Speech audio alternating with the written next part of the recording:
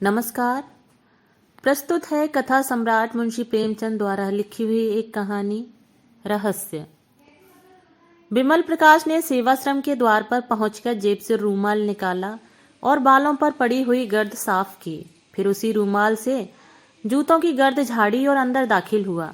सुबह को वह रोज टहलने जाता है और लौटती बाद सेवाश्रम की देखभाल भी कर लेता है। वह इस आश्रम का बानी भी है और संचालक भी। सेवाश्रम का काम शुरू हो गया था। अध्यापिकाएं लड़कियों को पढ़ा रही थीं। माली फूलों की क्यारियों में पानी दे रहा था और एक दर्जे की लड़कियां हरी हरी घास पर दौड़ लगा रही थीं। बिमल को लड़कियों की सेहत का बड़ा ख्याल है।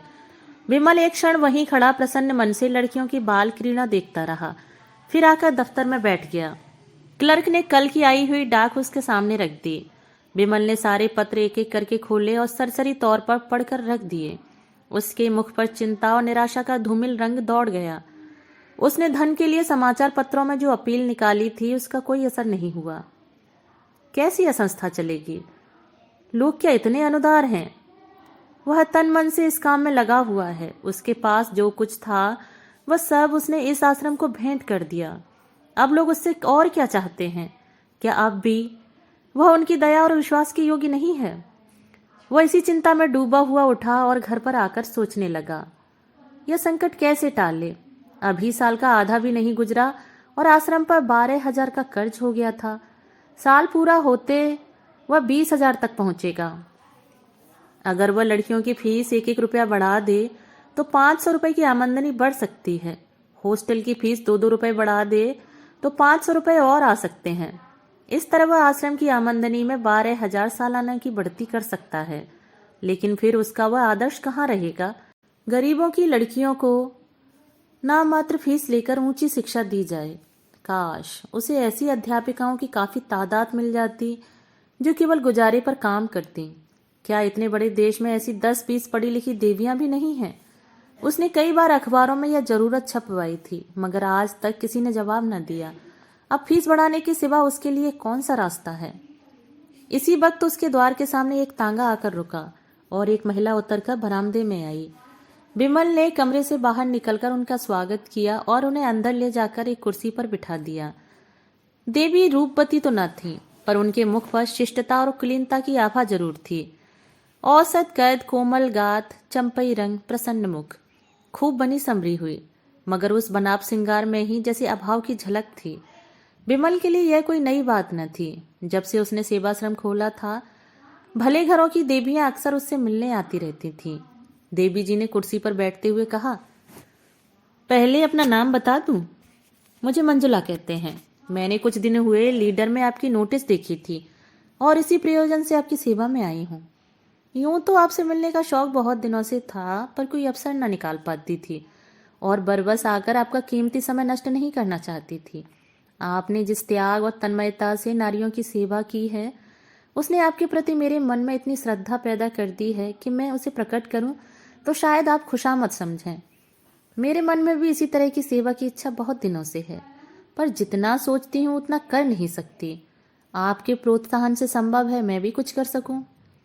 विमल मौन सेवकों में था। अपनी प्रशंसा उसके लिए सबसे कठिन परीक्षा थी। उसकी ठीक वही दशा हो जाती थी जैसे कोई पानी में डुबकियां खा रहा हो। वह खुद किसी के मुंह पर उसकी तारीफ न करता था, इसलिए तारीफ के भूखे उसे तंग दिल समझते थे। वह पीठ के पीछे तारीफ करता था, हाँ, बुराइयां वह मुंह पर करता था और दूसरों से भी यही आशा रखता था। उसने अपना उखड़ा हुआ पांव जमाते हुए कहा, यह तो बहुत अच्छी बात होगी। आप शौक से आए, सेवाश्रम की दशा तो आपको मालूम होगी। मैं इस इरादे से यहाँ नहीं आई हूं, यह मैं पहले ही समझ गया था। मेरी यह आशा न थी, यूं ही कह दिया। अच्छा, आपका मकान यही है? मंजुला देवी का घर लखनऊ में है। जालंधर के कन्या विद्यालय में शिक्षा पाई है। अंग्रेजी में अच्छी लियाकत है। घर के काम धंधे में भी कुशल हैं और सबसे बड़ी बात यह है कि उनके हृदय में सेवा का उत्साह है। अगर ऐसी स्त्री सेवाश्रम का भार अपने ऊपर ले ले तो क्या कहना। मगर बिमल के मन में एक प्रश्न उठा। पूछा, आपके पति भी आपके साथ रहेंगे? साधारण सा सवाल था, मगर मंजुला को नागवार लगा। बोली, जी नहीं, वह अपने घर रहेंगे। वह एक बैंक में नौकर हैं और अच्छा वेतन पाते हैं। विमल के मन का प्रश्न और भी जटिल हो गया। जो आदमी अच्छा वेतन पाता है, उसकी पत्नी क्यों उससे अलग काशी में रहना चाहती है? केवल इतना मुंह से निकला, अच्छा। मंजुला ने शायद उनके मन का भाव ताड़कर कहा, आपको यह कुछ अनोखी सी बात लगती होगी, लेकिन क्या आपके ख्याल में शादी का आशय यह है कि स्त्री को पुरुष के दामन में छिपकर रहना चाहिए? विमल ने जोश के साथ कहा, हरगिज नहीं। जब मैं अपनी जरूरतों को घटाकर सिफर तक पहुंचा सकती हूं तो किसी पर भार क्यों बनूं? बेशक हम दोनों में मतभेद है और उसके अनेक कारण हैं। मैं भक्ति और पूजा को मानव जीवन का सत्य समझती हूँ, वह इसे लचर समझते हैं। यहाँ तक कि ईश्वर में भी उनका विश्वास नहीं है। मैं हिंदू संस्कृति को सबसे ऊंचा समझती हूँ, उन्हें हमारी संस्कृति में ऐब ही ऐब नजर आते हैं। ऐसे आदमी के साथ मेरा निभाव कैसे हो सकता है? विमल खुद भक्ति और पूजा को ढोंग समझते थे और इतनी सी बात पर किसी स्त्री का पुरुष से अलग हो जाना उनकी समझ में न आया। उन्हें ऐसी कई मिसालें याद थीं जहां स्त्रियों ने पति के विधर्मी हो जाने पर भी अपने व्रत का पालन किया। इस समस्या का व्यावहारिक अंग ही उनके सामने था। पूछा, उन्हें कोई आपत्ति तो न होगी? मंजुला ने गर्व के साथ कहा, मैं ऐसी आपत्तियों की परवाह नहीं करती। अगर पुरुष स्वतंत्र है तो स्त्री भी तो स्वतंत्र है। फिर उसने नर्म होकर करुण स्वर में कहा, यों कहिए कि हम और वह 3 साल से अलग हैं, रहते हैं एक ही मकान में, लेकिन बोलते नहीं। जब कभी वह बीमार पड़े हैं मैंने उनकी तीमारदारी की है। उन पर कोई संकट आया है तो मैंने उससे सच्ची सहानुभूति की है। लेकिन मैं मर भी जाऊं तो उन्हें दुख ना होगा। वह खुश ही होंगे कि गला छूट गया। वह मेरा पालन पोषण करते हैं इसलिए। उसका गला भर आया। एक क्षण तक वह चुपचाप जमीन की ओर ताकती रही। फिर उसे भय हुआ कि कहीं विमल उसे हल्का और ओछी न समझ रहा हो, जो अपने जीवन के गुप्त रहस्यों का ढिंढोरा पीटती फिरती है। इस भ्रम को विमल के मन से निकालना जरूरी था। उसने उन्हें यकीन दिलाया कि आज तक किसी ने उसके मुंह से ये शब्द नहीं सुने। यहाँ तक कि उसने अपने मन की व्यथा कभी अपनी माता से भी नहीं कही। विमल वह पहले व्यक्ति हैं जिनसे उसने ये बातें कहने का साहस किया है, और इसका कारण यही है कि वह जानती है उनके दिल में दर्द है और एक स्त्री की व्यवस्था का अंदाजा कर सकते हैं। विमल ने लजाते हुए कहा, यह आपकी कृपा है जो मेरे बारे में ऐसा ख्याल करती हैं। और उनके मन में मंजुला के प्रति श्रद्धा उत्पन्न हुई। बहुत दिनों के बाद उसे एक देवी नजर आई जो सिद्धांत के लिए इतना साहस कर सकती है। वह खुद मन ही मन समाज से विद्रोह करता रहता था। सेवाश्रम भी उनके मानसिक विद्रोह का ही फल था। ऐसी स्त्री के हाथों में वह सेवाश्रम बड़ी खुशी से सौंप देगा। मंजुला इसके लिए तैयार होकर आई थी। मंजुला के जीवन में आत्मदान की मात्रा ही ज्यादा थी। देह को वह इस भावना की पूर्ति का साधन मात्र समझती थी। दुनिया की बड़ी सी बड़ी विभूति भी उसे शांति न दे सकती थी। मिस्टर मेहरा से उसे केवल इसलिए अरुचि थी कि वह भी साधारण प्राणियों की भांति भोग विलास के प्रेमी थे। जीवन उनके लिए इच्छाओं में बहने का नाम था। स्वार्थ की सिद्धि में नीति या धर्म की बाधा उनके लिए असह्य थी। अगर उनमें कुछ उदारता होती तो मंजुला से मतभेद होने पर भी वह उसकी भावनाओं का आदर करते और कम से कम मुख से ही उसमें सहयोग करते, तो मंजुला का जीवन सुखी होता। पर उस भले आदमी को पत्नी से जरा भी सहानुभूति न थी और वह हर एक अवसर पर उसके मार्ग में आकर खड़े हो जाते थे और मंजुला मन ही मन सिमट कर रह जाती थी। यहाँ तक कि उसकी भावनाएं विकास का मार्ग न पाकर टेढ़े मेढ़े रास्तों पर जाने लगी। अगर वह इस अभाव को कला का रूप दे सकती तो उसकी आत्मा को उसमें शांति मिलती।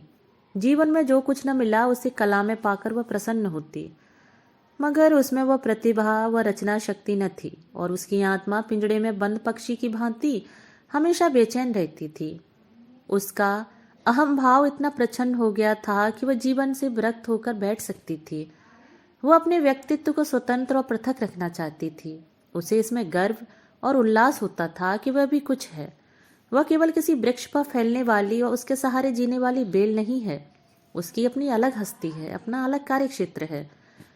लेकिन यथार्थताओं के इस संसार में आकर उसे मालूम हुआ कि आत्मदान का जो आशय उसने समझ रखा था वह सरासर गलत था। सेवाश्रम में ऐसे लोग अक्सर आते रहते थे जिनसे थोड़ी सी खुशामद करके वह बहुत कुछ सहायता ली जा सकती थी। लेकिन मंजुला का आत्माभिमान खुशामद कर किसी तरह राजी न होता था। उनके यशगान से भरे हुए अभिनंदन पत्र पढ़ना उनके भवनों पर जाकर उन्हें सेवाश्रम के मुआयने का न्योता देना या रेलवे स्टेशन पर जाकर उनका स्वागत करना, ये ऐसे काम थे जिनसे उसे हार्दिक घृणा होती थी। लेकिन सेवाश्रम के संचालन का भार उस पर था और उसे अपने मन को दबाकर और कर्तव्य का आदर्श सामने रखकर यह सारी नाजबरदारियां करनी पड़ती थीं। यद्यपि वह इन विद्रोही भावों को मकदूर भर छिपाती थी, पर जिस काम में मन न हो वहां उल्लास और उत्साह कहाँ से आए। जिन समझौतों से घबराकर वह भागी थी, वह यहाँ और भी विकृत रूप में उसका पीछा कर रहे थे। उसके मन में कटुता आती जाती थी और एकाग्र सेवा की धुन मिटती जाती थी। इसके विरुद्ध वह विमल को देखती थी कि उसके चेहरे पर कभी शिकन नहीं आती। वही सहास्य मुख, वही उत्सर्ग से भरा हुआ उद्भाव, वही क्रियाशील तन्मयता, छोटे से छोटे काम के लिए हमेशा हाजिर। सेवाश्रम की कोई कन्या या अध्यापिका बीमार पड़ जाए, विमल उसकी तीमारदारी के लिए मौजूद है। सहानुभूति का न जाने कितना बड़ा कोष उसके पास है कि उसमें जरा भी क्षति नहीं आती। उसके मन में किसी प्रकार का संदेह या संशय नहीं है। उसने एक रास्ता पकड़ लिया है और उस पर कदम बढ़ाता चला जा रहा है।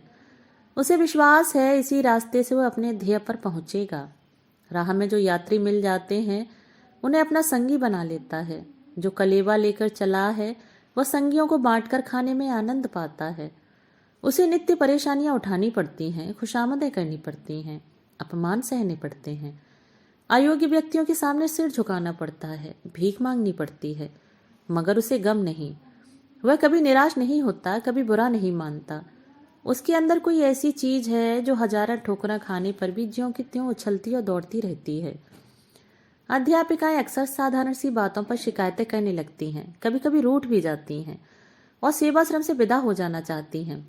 अगर धोबन ने कपड़े खराब धोए या कहारिन ने उनकी साड़ी में दाग डाल दिए या चौकीदार ने उनके कुत्ते को दुत्कार दिया या उनके कमरे में झाड़ू नहीं लगी या ग्वाले ने दूध में पानी मिला दिया, तो इसमें सेवाश्रम के अधिकारियों का क्या दोष। मगर इन्हीं बातों पर यहाँ रोना गाना मच जाता है। दुनिया सिर पर उठा ली जाती है और विमल सेवक की भांति अनुनय विनय करके उनका गुस्सा ठंडा करता है, उनकी घुड़कियां सुनता है और हंसकर रह जाता है। फल यह है कि अध्यापिकाओं की उस पर श्रद्धा होती जाती है। वह उसे अपना अफसर नहीं, अपना मित्र और बंधु समझती हैं। मगर मंजुला विमल से कुछ खिंची खिंची सी रहती है।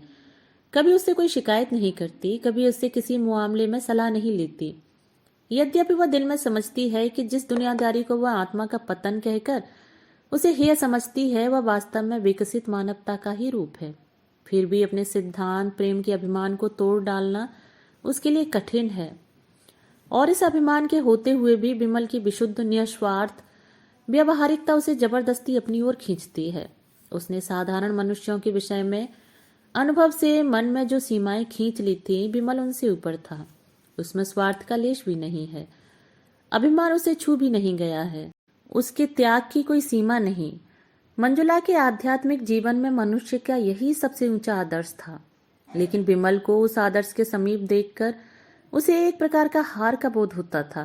आदर्श का महत्व तो इसी में है कि वह पहुंच के बाहर हो। अगर वह साध्य हो जाए तो आदर्श ही क्यों रहे। मंजुला अपनी आदर्श भावना को और ऊंचा बनाकर इस विचार में संतोष पाना चाहती है कि विमल अभी उस आदर्श से बहुत दूर है। लेकिन विमल जैसे जबरन उनका श्रद्धा पात्र बन जाता है। वह अपने को प्रवाह में बहने से रोकने के लिए लकड़ी का सहारा लेती है, पर उसके पैरों के साथ वह लकड़ी भी उखड़ जाती है और वह फिर किसी दूसरी रोक की तलाश करने लगती है और अंत में उसे यह सहारा मिल जाता है। उसने अपनी तीव्र दृष्टि में देख लिया कि विमल उसकी कारगुजारियों से संतुष्ट नहीं है। फिर वह उससे शिकायत क्यों नहीं करता, उससे जवाब क्यों नहीं मांगता। उसी तीव्र दृष्टि से उसने यह भी ताड़ लिया है कि विमल उसके रूप रंग से अप्रभावित नहीं है। फिर यह शीतलता और उदासीनता क्यों? क्या इससे यह सिद्ध होता है कि वह कपटी या कायर है? औरों से वह कितना खुलकर मिलता है, कितनी हमदर्दी से पेश आता है, तो मंजुला से वह क्यों दूर दूर रहता है? क्यों उससे ऊपरी मन से बातें करता है? वह पहले दिन का निष्कपट व्यवहार कहाँ गया? क्या वह यह दिखाना चाहता है कि मंजुला की उसे बिल्कुल परवाह नहीं है, या उससे केवल इसलिए नाराज है कि धनियों की चौखट पर सिर नहीं झुकाती? वह खुशामद उसे मुबारक रहे। मंजुला सेवा करेगी, पर अपने आत्माभिमान को अछूता रखकर। एक दिन प्रातःकाल मंजुला बगीचे में टहल रही थी कि विमल ने आकर उसे प्रणाम किया और उसे सूचना दी कि सेवाश्रम का वार्षिकोत्सव निकट आ रहा है, उसके लिए तैयारी करनी चाहिए। मंजुला ने उदासीन भाव से पूछा, यह जलसा तो हर साल ही होता है। विमल ने कहा, जी हाँ, हर साल, मगर अब की ज्यादा समारोह से करने का विचार है। मेरे किए जो कुछ हो सकता है वो मैं भी करूंगी। हालांकि आप जानते हैं मैं इस विषय में ज्यादा निपुण नहीं हूँ। इसकी सफलता का सारा भार आप ही के ऊपर है। मेरे ऊपर? जी हाँ, आप चाहें तो यह आश्रम कहीं से कहीं पहुंच जाए। मेरे विषय में आपका अनुमान गलत है, विमल ने विश्वास भरे स्वर में कहा। मेरा अनुमान गलत है या आपका अनुमान गलत है, यह तो जल्द ही मालूम हुआ जाता है। आज यह पहली प्रेरणा थी जो विमल ने मंजुला से की। जिस दिन से उसने सेवाश्रम उसके हाथ में सौंपा था, उस दिन से कभी इस विषय में कोई आदेश न दिया था। उसे कभी इसका साहस ही नहीं हुआ। मुलाकातों में इधर उधर की बातें होकर रह जाती। शायद विमल समझता था कि मंजुला ने जो त्याग किया है वह काफी से ज्यादा है और उस पर अब और ज्यादा बोझ डालना जुल्म होगा। या शायद वह देख रहा था कि मंजुला का मन इस संस्था में रम जाए तो कुछ कहे।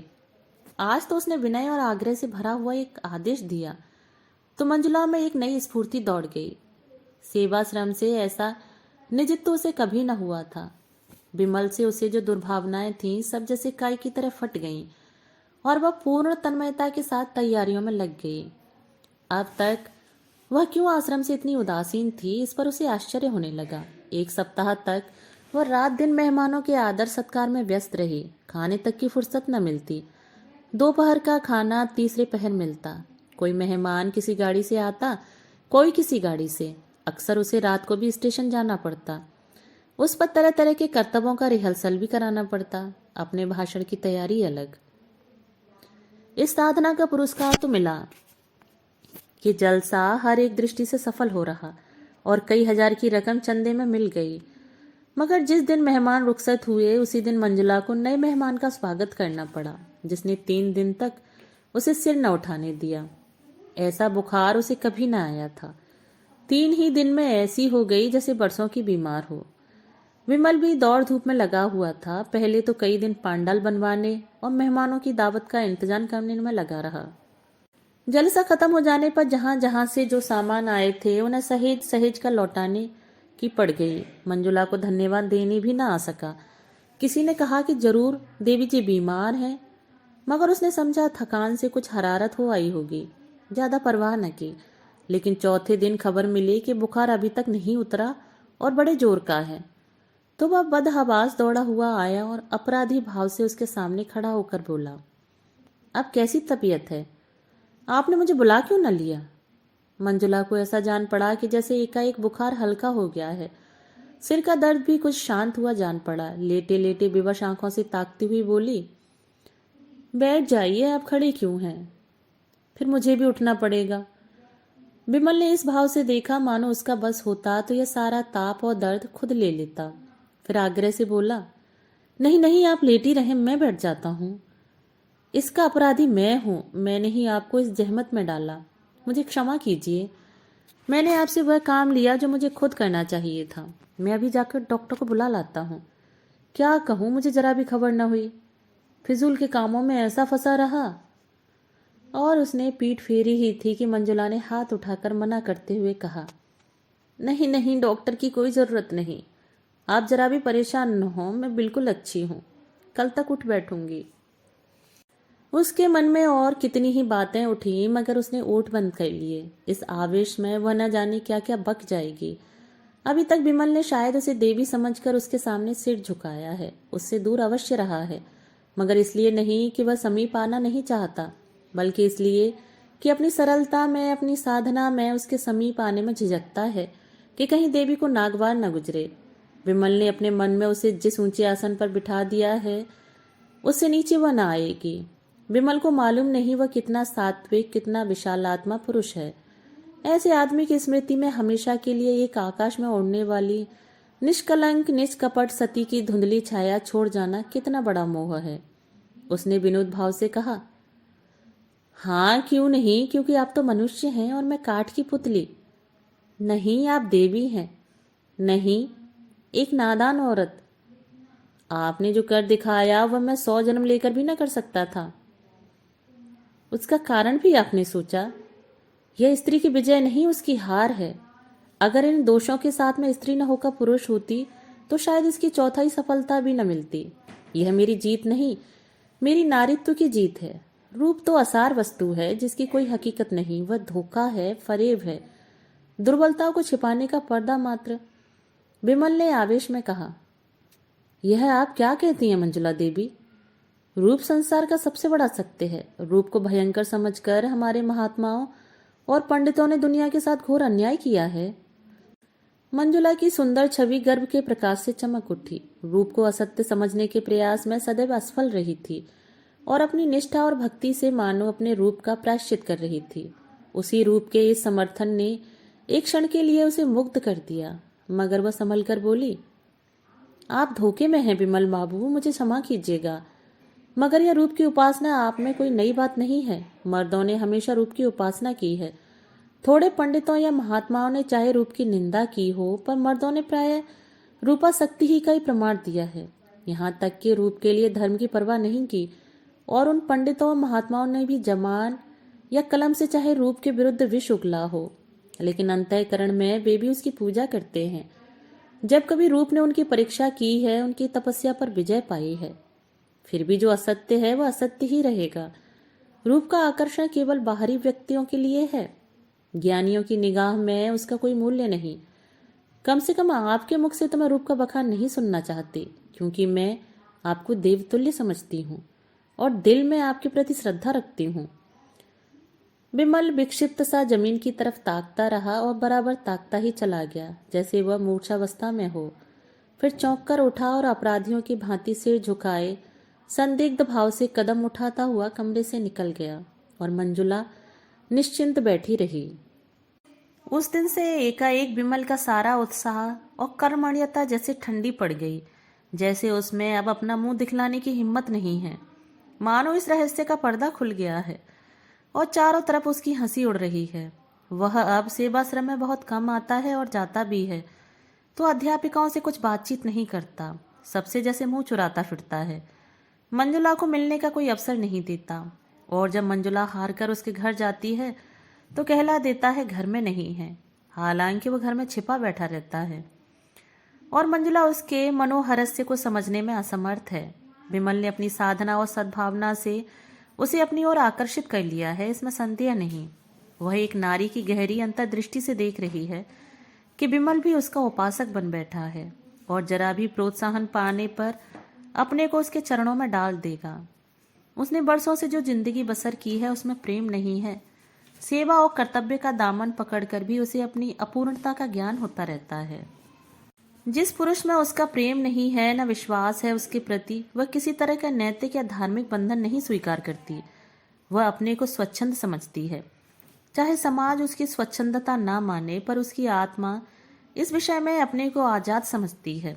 मगर विमल की नजरों में आदर और भक्ति पाने का मोह उसमें इतना प्रबल है कि वह उस स्वच्छंदता की भावना को सिर नहीं उठाने देती। वह विमल से संसर्ग की घनिष्ठता तो चाहती है, पर अपने आत्माभिमान की रक्षा करते हुए। इसके साथ ही विमल के पवित्र और निर्मल जीवन में वह दाग नहीं लगाना चाहती। उसने सोचा था विमल को दवा का हल्का सा घूंट पिलाकर वह स्वस्थ कर देगी। वह स्वस्थ होकर उसके मनोध्यान में आएगा, फूलों को देखकर प्रसन्न होगा, हरी हरी धूप पर लेटेगा, पक्षियों का गाना सुनेगा। उससे वह इतना ही संसर्ग चाहती थी। दीपक के प्रकाश का आनंद तो दीपक से दूर रहकर ही लिया जा सकता है। उसे स्पर्श करके तो वह अपने को जला सकता है, मगर अब उसे मालूम हुआ कि दवा की वह घूंट बाधा को हरने के बदले एक दूसरा रोग पैदा कर गई। विमल में निर्लेप होकर रहने की शक्ति न थी। वह जिस चीज की ओर झुकता था तन मन से उसी का हो जाता था, और जब खींचता था तो मानो नाता ही तोड़ लेता था।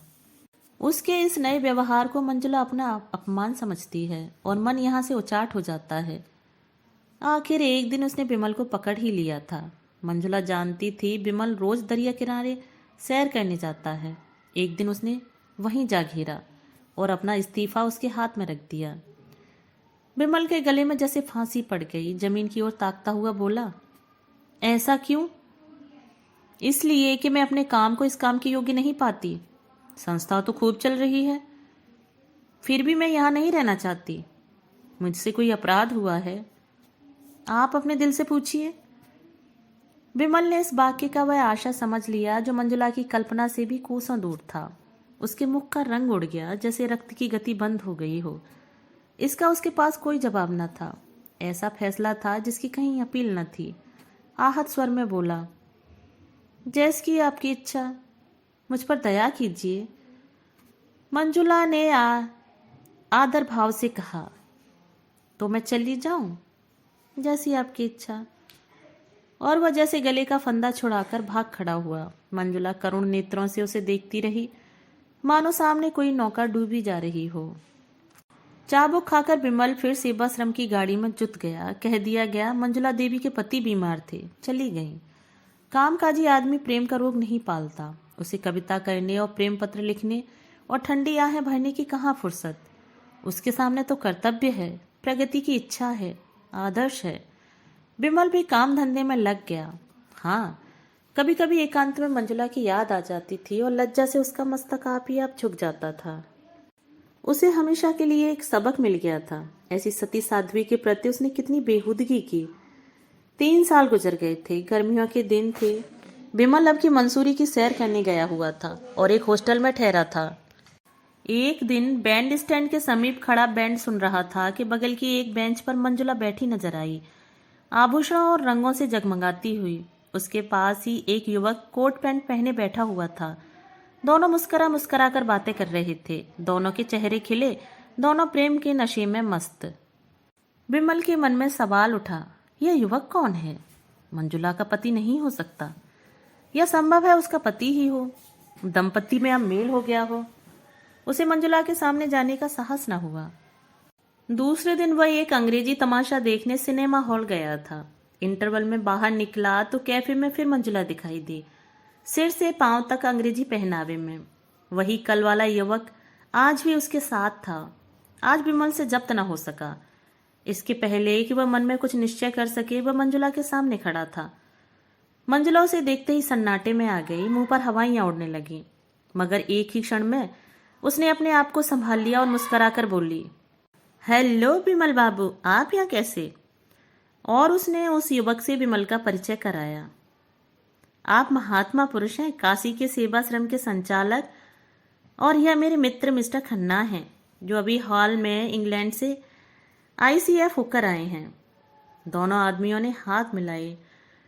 मंजुला ने पूछा, सेवाश्रम तो खूब चल रहा है। मैंने उसकी वार्षिक रिपोर्ट पत्रों में पढ़ी थी। आप यहाँ कहाँ ठहरे हुए हैं?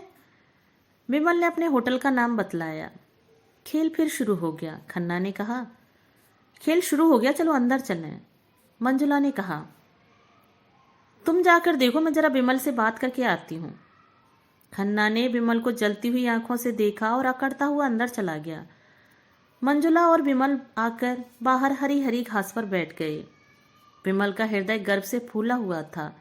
आशामय उल्लास की चांदनी सी हृदय पर छिटकी हुई थी। मंजुला ने गंभीर स्वर में पूछा, आपको मेरी याद काहे को आई होगी? कई बार इच्छा हुई कि आपको पत्र लिखूं, लेकिन संकोच के मारे न लिख सकी। आप मजे में तो थे। विमल को उसका यह उलाहना बुरा लगा। कहा, अभी हास्य विनोद में मग्न थी, कहाँ उसे देखते ही गंभीरता की पुतली बन गई। रूखे स्वर में बोला, हाँ बहुत अच्छी तरह, आप तो आराम से थी। मंजुला आर्द्र कंठ से बोली, मेरे भाग्य में तो आराम लिखा ही नहीं है मिस्टर विमल। पिछले साल पति का देहांत हो गया। उन्होंने जितनी जायदाद छोड़ी उससे ज्यादा कर्ज छोड़ा। इन्हीं उलझनों में पड़ी रही, स्वास्थ्य भी बिगड़ गया। डॉक्टरों ने पहाड़ पर रहने की सलाह दी, तब से यहीं पड़ी हुई हूं। आपने मुझे खत तक न लिखा। आपके सिर यूं ही क्या कम बोझ है कि मैं अपनी चिंताओं का भार भी रख देती। फिर भी एक मित्र के नाते मुझे खबर तो देनी ही थी। मंजुला ने स्वर में श्रद्धा भरकर कहा, आपका काम इन झगड़ों में पड़ना नहीं है विमल बाबू। आपको ईश्वर ने सेवा और त्याग के लिए रचा है, वही आपका क्षेत्र है। मैं जानती हूं आपकी मुझ पर दया दृष्टि है। मैं कह नहीं सकती मेरी नजरों में उसका कितना मूल्य है। जिसे कभी दया और प्रेम न मिला हो, वह इनकी ओर लपके तो क्षमा के योग्य है। आप समझ सकते हैं, उनका परित्याग करके मैंने कितनी बड़ी कुर्बानी की है, मगर मैंने इसी को अपना कर्तव्य समझा। मैं सब कुछ सह लूंगी, पर आपको देवत्व के ऊंचे आसन से नीचे न गिराऊंगी। आप ज्ञानी हैं, संसार के सुख कितने अनित्य हैं आप खूब जानते हैं। इनके प्रलोभन में ना आइए। आप मनुष्य हैं, आप में भी इच्छाएं हैं, वासनाएं हैं, लेकिन इच्छाओं पर विजय पाकर ही आपने यह ऊंचा पद पाया है। उसकी रक्षा कीजिए, और आध्यात्म ही आपकी मदद कर सकता है। उसकी साधना से आपका जीवन सात्विक होगा और मन पवित्र होगा। विमल ने अभी अभी मंजुला को आमोद प्रमोद में क्रीड़ा करते देखा था। खन्ना से उसका संबंध किस तरह का है यह भी वह समझ रहा था। फिर भी इस उपदेश में उसे सच्ची सहानुभूति का संदेश मिला। विलासिनी मंजुला उसे देवी के रूप में नजर आई। उसके भीतर का अहंकार उसकी लोलुपता से बलवान था। सद्भावना से भरकर बोला, देवी जी, आपने जिन शब्दों से मेरा सम्मान किया है उनके लिए आपका एहसानमंद हूं। कहिए मैं आपकी क्या सेवा कर सकता हूं? मंजुला ने उठते हुए कहा, आपकी कृपा दृष्टि काफी है। उसी वक्त खन्ना सिनेमा हॉल से बाहर आता दिखाई दिया। दोस्तों, अभी आप सुन रहे थे मुंशी प्रेमचंद द्वारा लिखी हुई कहानी रहस्य। कहानी पसंद आई हो तो चैनल को सब्सक्राइब और वीडियो को लाइक शेयर जरूर करें, और अपने विचार कमेंट बॉक्स में साझा करें। धन्यवाद।